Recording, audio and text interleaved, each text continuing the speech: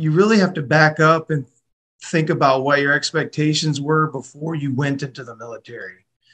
Because you go into the military with, oh, it's going to be like this or that. And you have these expectations, and it really doesn't really end up like that. It's very different. There's a lot of areas where you're very disappointed. And then, so when you get out, one, your expectations weren't met. But when you get out, though, you're like, okay, I'm a short timer. Now I'm getting out because my expectations weren't met. And then you get out, and then there's this big, hey, it's going to be awesome. And I'm out. I'm a free man. And then it just kind of, woo, because what's next? You think, hey, I've achieved my objective of getting out. And you might have a plan, but then just like you had expectations of when you went in, you had expectations of what you thought it was going to be like when you got out. Wow. So let's talk about that, right? I thought before I went into Desert Storm, I actually said, okay, Lord, I want to go to a war. I had this thing in my head that because I never wanted to feel, I thought if I went through that, I would never feel stress or pressure or anxiety again. Like, how hard could it be? Everything after that would be, how could it bother, possibly stress me out?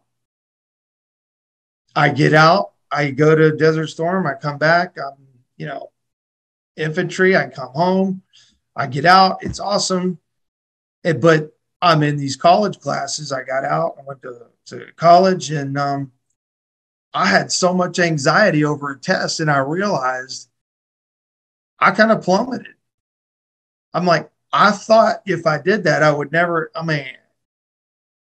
it really kind of tripped me up, but also it was easy not having to decide what you were going to put on every day. It sounds kind of dumb, but then I was only in for, one term, and I get out, and it's like, I don't even know what to wear except a pair of jeans. And it kind of sounds dumb, but it was real, That makes sense. Yeah. Yeah, man. Why should that be a thing? Who cares, right? But I did. You wouldn't have think you would. So it's managing those expectations, but you don't know how to manage if you've never had that kind of disappointment. So I don't know. Am I answering the question here? Yeah, man. No, this makes tons of sense, because honestly, I never really, I guess, transitioned my mind to think about the expectations we had when we got in, but then the expectations we had when we got out. That is such good wording and a good mindset, because for me, when I got out, I was like, yes, I'm free. I can be a full-time, not really full-time. You get a full-time job somewhere else, but I was going to say a full-time father. I wasn't a full-time father, but I can be a more present father. I can be a more present husband.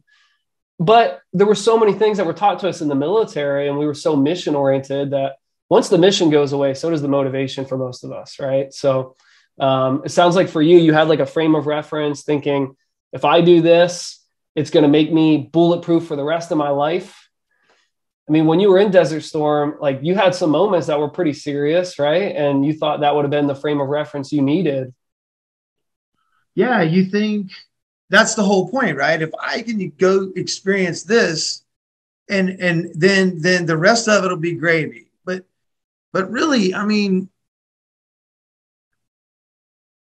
whether you deploy, not deploy, that is a beast that never gets satiated. Don't matter what your job is. You never do enough. It never ends, because it's going to eat at you and eat at you. It doesn't matter what you did. You could have been XYZ. You could have been Airborne Ranger, Green Beret, Navy SEAL, all those things, and done all that training, deployed on